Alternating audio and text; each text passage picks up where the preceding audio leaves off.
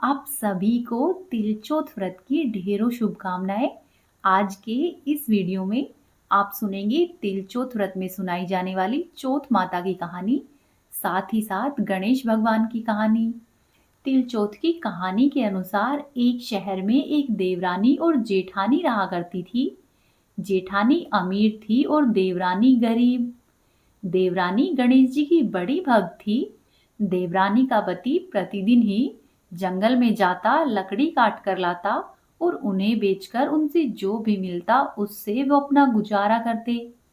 जिस कारण से देवरानी अपनी जेठानी के घर में काम किया करती थी।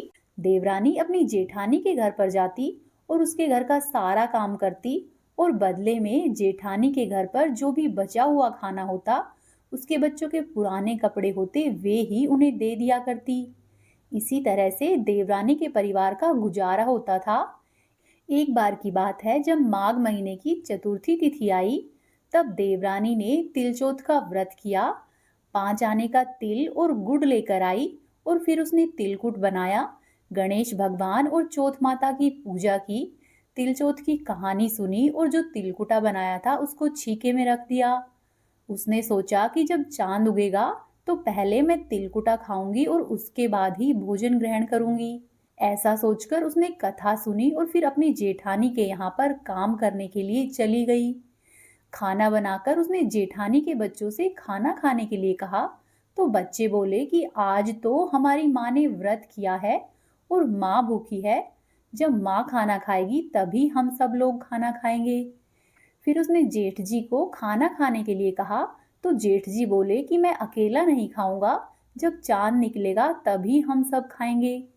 जेठानी ने उससे कहा कि आज तो किसी ने भी अभी तक खाना नहीं खाया है, इसीलिए मैं तुम्हें खाना कैसे दे दूं। तुम ऐसा करो, सुबह सवेरे आना और बचा हुआ जो भी खाना हो उसको ले जाना। देवरानी के घर पर उसका पति और उसके बच्चे सभी आस लगाए हुए बैठे थे कि आज तो त्योहार है, इसीलिए आज के दिन कुछ अच्छा खाने को मिलेगा। हो सकता है कि आज माँ पकवान लेकर आए। परंतु जब उनकी माँ घर पर आई तो बच्चों को पता चला कि आज पकवान तो दूर की बात है, आज तो हमें रोटी भी नहीं मिलेगी। यह सब देखकर बच्चे रोने लगे और उसके पति को भी बहुत गुस्सा आया और कहने लगा कि सारा दिन काम करती है और फिर भी 2 रोटी नहीं ला सकती, तो काम क्यों करती है। ऐसा कहकर उसके पति ने गुस्से में आकर पत्नी को कपड़े धोने के धोवन से बहुत मारा। धोवन उसके हाथ से छूट गया तो उसने पाटा उठा लिया और पाटे से देवरानी को खूब मारा। वह बेचारी गणेश जी को याद करती रही और रोती रही, रोते रोते ही पानी पीकर सो गई।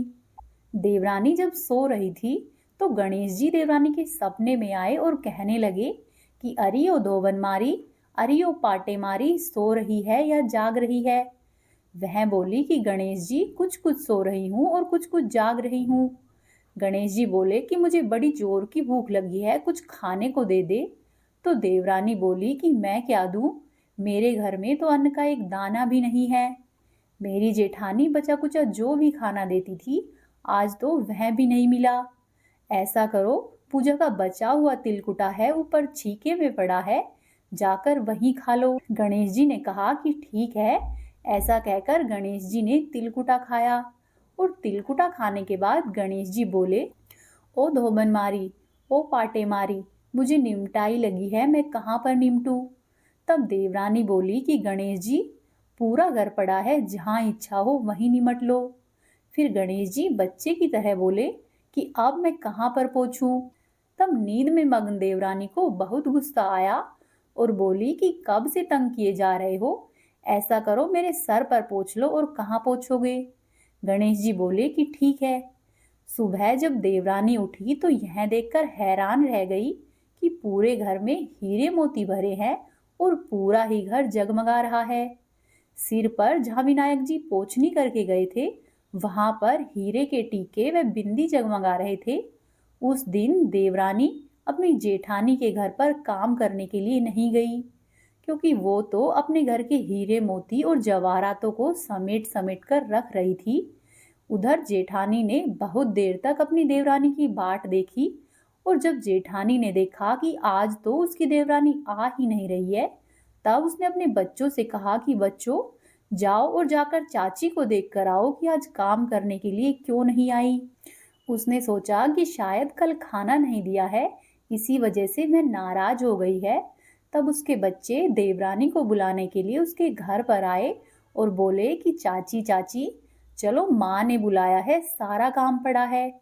तब देवरानी ने जवाब दिया कि अब से मैं काम करने के लिए नहीं आया करूंगी। मुझे काम करने की कोई जरूरत नहीं है। गणेश जी की कृपा से मेरे घर में सब कुछ भरा पूरा है। बच्चों ने अपने घर पर जाकर ये सारी बातें अपनी माँ को कह सुनाई और साथ ही ये भी बताया कि माँ, चाची के घर में तो हीरे और मोती भरे पड़े हैं और पूरा घर जगमगा रहा है। जेठानी ने जब ये सुना तो दौड़ती दौड़ती अपनी देवरानी के पास आई और उससे पूछा कि ये सब तुम्हें कैसे मिला। देवरानी ने उसके साथ जो कुछ हुआ था वो सब कह सुनाया।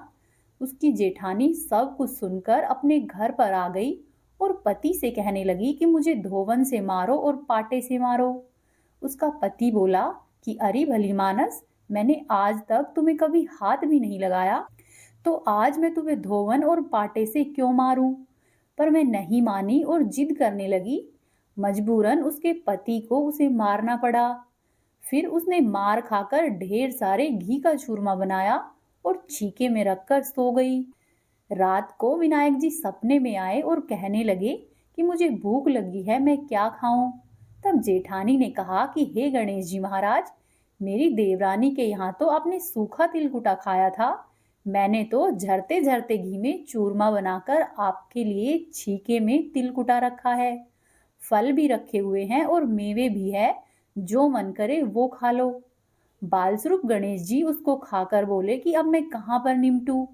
जेठानी बोली कि गणेश जी, मेरी देवरानी के घर में तो टूटी फूटी झोपड़ी थी, यहाँ पर तो कंचन के महल है, जहां मन करे वहीं निमट लो।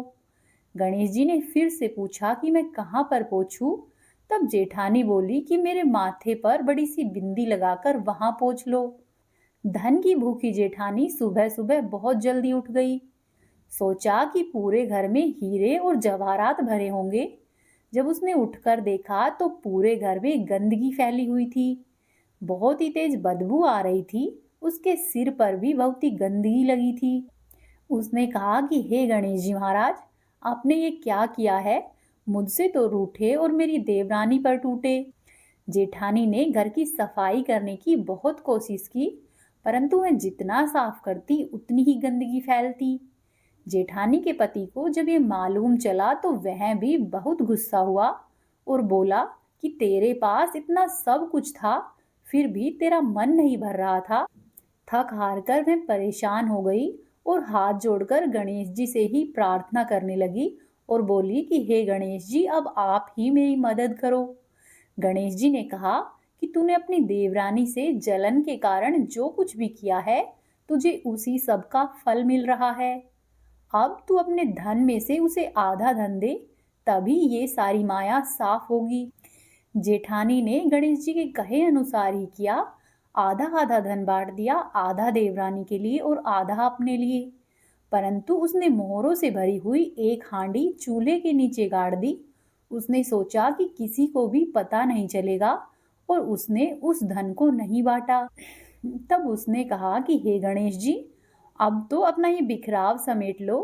तब गणेश जी बोले कि पहले तुमने चूल्हे के नीचे जो गाड़ी हुई मोहरों की हांडी है, उसको यहाँ ताक में रख और उसके 2 हिस्से कर, और यदि घर के अंदर सुई भी है तो उसके भी 2 हिस्से कर।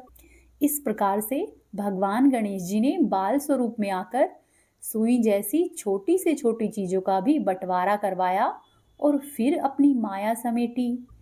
हे गणेश जी महाराज, जैसे आप देवरानी पर टूटे हैं वैसे ही सभी पर टूटना, और जैसे आप जेठानी के घर आए हैं वैसे किसी के भी घर नहीं आना। कहानी कहने वाले, सुनने वाले और होकारा भरने वाले सब पर अपनी कृपा बनाकर रखना। बोलो गणेश जी महाराज की जय, बोलो चौथ माता की जय। एक सेठ और सेठानी थे। उनके एक बेटा और बहू थे। बहू सबको भोजन करा के फिर स्वयं भोजन करती। एक पड़ोसन भी ऐसी थी जो रोज पूछती कि बहू, आज तुमने क्या बनाया है और क्या खाया है? बहू कहती कि बहन ठंडो बासी खायो है। अगले दिन पड़ोसन ने फिर से पूछा कि बहू आज तुमने क्या बनाया है और क्या खाया है? तो पड़ोसन फिर से बोली कि बहन मैंने तो ठंडो बासी खाया है। इस तरह से पड़ोसन रोज बहू से पूछती और बहू रोज यही उत्तर देती। एक दिन साहूकार के बेटे ने यह बात सुन ली और वह वहां से चला गया और अपनी माँ के पास जाकर बोला कि माँ, तू अपनी बहू को रोज गरम खाना खिलाती है और वह फिर भी बाहर जाकर बोलती है कि मैं तो बासी रोटी खाकर आ रही हूँ। तब माँ ने कहा कि बेटा, मैं तो चारों थालियों में बराबर गरम खाना परोसती हूँ। यदि तुम्हें यकीन नहीं हो तो आज तुम खुद से देख लेना। अगले दिन वह लड़का तबीयत खराब होने का बहाना करके कंबल लेकर रसोई में ही लेट गया। तब उसको यह देखकर आश्चर्य हुआ कि बहू ने तो गरम गरम खीर और खांड का भोजन किया है। और जब बहू बाहर गई तो वह लड़का भी उसके पीछे पीछे जाने लगा। पड़ोसन के पूछने पर बहू ने फिर से वही बात दोहराई कि बहन मैं तो बासी खाकर आई हूँ। तब उसका पति उससे पूछने लगा कि तू अभी अभी तो गरम गरम खाना खाकर आई है और पड़ोसन से ऐसा क्यों कह रही है कि तूने ठंडी बासी खाना खाया है? तू झूठ क्यों बोल रही है? तब उसकी पत्नी बोली कि हम जो खाना खा रहे हैं वे हमारे बाप दादाओं की कमाई है। जिस दिन आप स्वयं कमा कर लाओगे उस दिन मैं समझूंगी कि हम ताज़ा भोजन कर रहे हैं। अब लड़के को उसकी यह बात सही लगी और लड़का अपनी माँ के पास गया और बोला कि माँ, मैं एक बड़े शहर में कमाई करने के लिए जा रहा हूँ। माँ बोली कि बेटा, अपने पास इतना धन है कि खाया नहीं छूटेगा। माँ के लाख मना करने के बाद भी बेटे ने स्वयं कमाने का निश्चय किया और जाते समय अपनी पत्नी से कहा कि मैं जब तक कमाकर बहुत सा धन नहीं लेकर आऊं तुम चूल्हे की आग को बुझने मत देना। इसी तरह से दिन बीतते गए। एक दिन चूल्हे की आग बुझ गई तो बहू मन ही मन घबराने लगी कि कहीं मेरे पति पर तो संकट नहीं आन पड़ा। ऐसा सोचकर मैं जल्दी जल्दी से पड़ोस में जाने लगी कि पड़ोस से आग लाकर चूल्हे में रख दूं। जब वह पड़ोसन के वहां पर पहुंची तो उसकी पड़ोसन चौथ माता का व्रत और पूजन कर रही थी। पड़ोसन ने कहा कि बहू थोड़ी देर में आकर तू आग ले जाना। बहू ने पड़ोसन से पूछा कि आप यह व्रत क्यों करती है और इस व्रत को करने से क्या मिलता है? तब पड़ोसन ने कहा कि चौथ माता के इस व्रत को करने से अन्न, धन, लक्ष्मी, पुत्र, पौत्र और वर्षों का बिछड़ा हुआ पति भी मिलता है। जिसकी जो मनोकामना हो चौथ माता वह पूरी करती है। ऐसा सुनकर बहू अपने घर पर आ गई और बहू ने सोचा कि मैं भी चौथ माता के व्रत करूंगी। अब बहू भी चौथ माता का व्रत करने लगी। दीवार पर उसने चौथ माता बनाई। उस दिन उसने घी और गुड़ का चूरमा बनाकर रात्रि में चंद्रमा को अर्घ्य दिया और फिर भोजन किया। ऐसा करते करते बहुत दिन बीत गए। वह चौथ माता से केवल अपने पति के मिलने की ही प्रार्थना करती। चौथ माता ने उस बहू के पति को सपने में दर्शन दिया और कहा कि साहूकार के बेटे, तू जाग रहा है कि सो रहा है? तेरी पत्नी तुझे बहुत याद करती है। घर जाकर तू उसकी चिंता मिटा। तब सेठ का बेटा बोला कि माँ, मैं घर तो चला जाऊं लेकिन यहाँ पर बहुत हिसाब किताब है, उसको एक दिन में कैसे चुकता करूँगा? तब चौथ माता बोली कि तू ऐसा करना, कल दुकान खोलकर कंकु केसर का पंगला बनाकर बैठ जाना और कल ही तेरा हिसाब किताब चुकता हो जाएगा। अगले दिन लड़के ने सुबह सवेरे उठकर जैसा चौथ माता ने कहा था वैसा ही किया और वैसा ही हुआ। उसकी दुकान पर सारा हिसाब किताब बराबर हो गया। उसने घर जाने की तैयारी की और गाड़ी भर के धन और दौलत लेकर चल दिया। रास्ते में एक बड़ा सा काला नाग फन फैलाए हुए बैठ गया और कहने लगा कि साहूकार के लड़के, आज तो मैं तुझे डसूंगा, तेरी आयु आज पूरी हो गई है। तब उस लड़के ने कहा कि आज चौथ माता ने मुझे सपने में दर्शन दिया था और मैं अपनी पत्नी से मिलने के लिए घर पर जा रहा हूँ। वहाँ पर मेरी पत्नी बहुत चिंता कर रही है, मैं उससे मिलकर आ जाऊँ तब तुम मुझे डस लेना। तब नाग ने कहा कि मैं तुम्हारा विश्वास कैसे करूं? यदि तुम शपथ खाकर कहो तो ही मैं तुम्हें जाने दूंगा, परंतु यदि तुम लौटकर नहीं आए तो मैं तुम्हारे घर पर ही आकर तुम्हें डस लूंगा।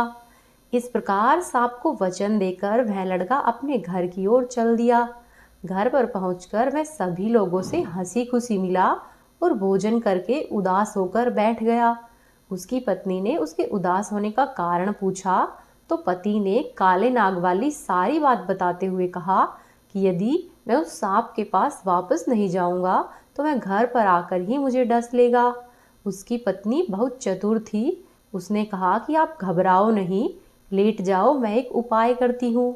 फिर उसकी पत्नी ने कमरे की 7 पैड़ी धोई। पहली पैड़ी पर रेत, दूसरी पर इत्र, तीसरी पर गुलाल, चौथी पर फूल और कंकु केसर, पांचवी पर लड्डू पेड़ा, छठी पर गद्दे और गलीचे, 7वीं पैड़ी पर दूध का भरा कटोरा रख दिया। इस प्रकार से वह बहू 7 पैड़ी सजाकर बैठ गई। आधी रात होते ही नाग आया और पैड़ियाँ चढ़ने लगा। पहली पैड़ी पर रेत में लौट गया और कहने लगा कि सेठ की बहू ने तो आराम बहुत दिया है, पर वचनों से बनकर आया हूँ तो इसलिए डसूंगा अवश्य। इस प्रकार 7 पैड़ियों पर नाग आराम करता हुआ और कहता हुआ गया कि डसूंगा जरूर। और जैसे ही वह कमरे में जाने वाला था तो चौथ माता ने विचार किया कि यदि मैं सेठ के बेटे को नहीं बचाऊंगी तो संसार में धर्म कर्म और व्रत पूजन को कौन मानेगा। अब तो गणेश जी, चंद्रमा जी और चौथ माता ने सेठ के बेटे को बचाने का विचार किया। चंद्रमा जी ने उजाला किया, चौथ माता ढाल बनी और गणेश जी ने तलवार लेकर नाग को मार दिया और ढाल से ढक दिया। अब बहू भी थकी हारी थी तो वह भी सो गई। जब दिन उठा तो लोग उसके बेटे से मिलने के लिए आने लगे, परंतु बेटा और बहू तो अब तक उठे ही नहीं थे। बहुत देर हो गई तो उनकी माँ उन्हें उठाने के लिए आई। माँ ने 7 पैड़ियों पर जो कुछ देखा तो वह बहुत घबराई और बेटे बहू को आवाज लगाई। बेटा बहू उठे तो देखा कि एक ढाल और एक तलवार वहां पर पड़ी हुई है। अब ढाल उठाई तो वहीं काला नाग मरा हुआ पड़ा था। बेटे और बहू ने सोचा कि आज तो धर्म कर्म ही आड़े आए हैं, जो भगवान गणेश जी और चौथ माता ने हमारी रक्षा की है। हे चौथ माता, आपने जैसी सेठ के बेटे और बहू की रक्षा की है वैसी ही सब की करना। इस कहानी को कहने वाले, सुनने वाले और होकारा भरने वाले सब पर अपनी कृपा बनाकर रखना। बोलो चौथ माता की जय, बोलो गणेश जी भगवान की जय। अब आप सुनिए 12 मासी चौथ माता की कथा। एक बार की बात है, एक नगर में एक बूढ़ी माँ रहती थी। वह अपने बेटे की सलामती के लिए 12 महीने की चौथ का व्रत किया करती थी। हर चौथ को वह पंसारी से थोड़ा सा गुड़ और घी लेकर आती और उनके 4 लड्डू बनाती। एक लड्डू बेटे को देती, एक से पूजा करती, एक हथकार के लिए निकालती और एक चांद उगने पर खुद खा लेती। एक बार उसका बेटा ताई से मिलने के लिए गया तो ताई ने चौथ का व्रत रखा हुआ था। उसने ताई से कहा कि मेरी माँ तो 12 महीने की चौथ करती है। तब ताई बोली कि तेरी माँ तो तेरी कमाई से तरमाल खाने के लिए 12 चौथ करती है, तू परदेश जाए तो वह एक भी चौथ नहीं करेगी। लड़के को लगा कि ताई सच कह रही है। घर आकर उसने माँ से कहा कि माँ, मैं परदेश जा रहा हूँ, यहाँ पर तू मेरी कमाई खाने पीने में ही उड़ा देती है। माँ ने समझाकर अपने बेटे को रोकना चाहा पर बेटा नहीं माना। फिर माँ ने उसे साथ ले जाने के लिए चौथ माता के आंखें दिए और कहा कि मुसीबत में ये आंखें तेरी मदद करेंगे। वह लड़का आंखें लेकर रवाना हो गया। घूमते हुए वह एक नगर में पहुंचा। उसने देखा कि एक बूढ़ी माँ रोती जा रही थी और पुआ बनाते जा रही थी। उसने बूढ़ी माँ से इसका कारण पूछा तो बूढ़ी माँ ने कहा कि बेटा, इस नगर की पहाड़ी पर एक दैत्य रहता है। पहले वह नगर में आकर कई लोगों को खाने के लिए मार देता था। अब राजा ने हर घर में से एक आदमी दैत्य के पास भेजने के लिए कह रखा है और आज मेरे बेटे की बारी है, इसीलिए मैं रो रही हूँ। और मेरा बेटा आखिरी बार पुए खाएगा, इसीलिए उसके लिए पुए बना रही हूँ। तब वह लड़का बोला कि बूढ़ी माई, तुम ऐसा करो, अपने बेटे के लिए जो पुए बनाए हैं वह पुए तुम मुझे खिला दो, तेरे बेटे की जगह मैं चला जाऊंगा। फिर बूढ़ी माई ने उस लड़के को खीर और पुए खिला दिए। खा पीकर वह लड़का सो गया। रात को जब राजा के सैनिक आए तो वह लड़का उनके साथ चला गया। जब वह दैत्य के पास पहुंचा तो वहां पहुंचकर उसने अपनी माँ के दिए हुए चौथ माता के आंखें दैत्य की तरफ फेंके और कहा कि हे चौथ माता, यदि मेरी माँ मेरी सलामती के लिए व्रत करती है तो दैत्य का सिर कटकर गिर जाएगा। ऐसा सुनकर तुरंत ही दैत्य का सिर कट गया। लड़का वापस आ गया और राजा ने उसे उपहार देकर विदा किया। चलते हुए एक दूसरे राजा के नगर में वह लड़का पहुंच गया और इस राज्य में आवा तभी पकता था जब एक इंसान की बलि आवे के अंदर दी जाती थी। सिपाहियों ने उस लड़के को पकड़ लिया और उस लड़के को आवे में चुनवा दिया। लड़के ने चौथ माता के आंखें आवे में डाल दिए और कहा कि हे चौथ माता, यदि मेरी माँ मेरे लिए व्रत करती हो तो आवा मेरी बलि लिए बिना झट से पक जाएगा। ऐसा सुनकर आवा झट से पक गया और उससे आवाज आने लगी। आवाज सुनकर सभी लोगों ने सोचा कि आवा इतनी जल्दी कैसे पक गया। सभी लोगों ने आवे में से बर्तन निकालने शुरू किए और उसमें से मिट्टी की जगह सोने और चांदी के बर्तन निकलने लगे। अंदर से लड़का बोला कि बर्तन धीरे धीरे निकालना, नहीं तो मुझे लग जाएगी। जब राजा ने उसे निकलवाया और पूछा कि इस आवे से तुम कैसे बच गए, तब लड़के ने बताया कि मेरी माँ चौथ माता का व्रत करती है और व्रत के कारण ही आज मैं बच पाया हूँ। राजा को विश्वास नहीं हुआ। उसने कहा कि मैं तुम्हारी बात पर कैसे विश्वास करूं? तो लड़के ने कहा कि हे राजा, आप जो चाहे वो परीक्षा ले सकते हैं। तब राजा ने एक चांदी की सुराही मंगवाई और कहा कि तुम इस सुराही की नली से निकल कर दिखाओ, तभी मैं विश्वास करूंगा। लड़के ने चौथ माता को याद किया और आंखें सुराही में डाले और कहा कि हे चौथ माता, मैं भंवरा बनकर सुराही से निकल जाऊं। ऐसा ही हुआ। लड़का भंवरा बन गया और सुराही से निकल गया। राजा खुश हो गया और खुश होकर उसने राजकुमारी की शादी उस लड़के के साथ करवा दी और नगर में घोषणा करवा दी कि सभी लोग चौथ माता का व्रत करेंगे। कुछ दिनों के बाद लड़के को अपनी माँ की याद आई। वह राजा के पास आया और अपने नगर जाने की अपनी इच्छा जाहिर की। तब राजा ने रथ, घोड़ा, हाथी और खूब सारा दान दहेज देकर उन्हें विदा किया। चौथे दिन वह लड़का अपने नगर को पहुंच गया और वह अकेला ही पंसारी के यहाँ पर अपनी माँ का इंतजार करने लगा। उस दिन चौथ का व्रत था। उसने सोचा कि माँ तो यहाँ पर जरूर आएगी। थोड़ी ही देर बाद लकड़ी टेकती हुई उसे उसकी माँ आती हुई दिखी। वह लड़का अपनी माँ के चरणों में गिर पड़ा और कहने लगा कि माँ, मैं तेरा ही बेटा हूँ, मुझे माफ कर दो। चूंकि उसकी माँ को दिखना कम हो गया था तो उसने उसे बहुत देर में पहचाना और माँ ने अपने बेटे को गले से लगा लिया। फिर बुढ़िया माई अपने बेटे, बहू और सारे सामान के साथ अपने नगर में आ गई। नगर में आई तो लोगों ने उसके बेटे को पहचानने से मना कर दिया। तब नगर के सभी लोग एक तरफ खड़े हो गए और दूसरी तरफ बुढ़िया माई, उसका बेटा और बहू खड़े हो गए। बुढ़िया माई ने हाथ जोड़कर कहा कि हे चौथ माता, यदि ये सच में मेरा बेटा है तो मेरी अंगिया से दूध बहकर इसकी मूछें भिगो देगा। और ऐसा ही हुआ। बुढ़िया माँ की अंगिया फट गई, दूध की धारा बह निकली और लड़के की मूछें भिगो दी। सारे नगरवासी आश्चर्यचकित हो गए और यह सिद्ध हो गया कि यह लड़का बुढ़िया माई का ही बेटा है। फिर बुढ़िया माई अपने बेटे और बहू के साथ सुखपूर्वक रहने लगी और बुढ़िया माँ के साथ साथ नगर के सभी लोग चौथ माता का व्रत करने लगे। हे चौथ माता, जैसी बूढ़ी माँ की और उस बेटे की सहायता की है, वैसी ही हमारी भी करना। इस कहानी को कहने वाले, सुनने वाले और होकारा भरने वाले सब पर कृपा करना। बोलो चौथ माता की जय, बोलो गणेश जी महाराज की जय। ये थी आज की कथाएं। आपको पसंद आई है तो वीडियो को लाइक करें, चैनल को सब्सक्राइब करें और वीडियो को अधिक से अधिक शेयर करें। कमेंट बॉक्स में जय चौथ माता और जय गणेश जी महाराज अवश्य ही लिखें।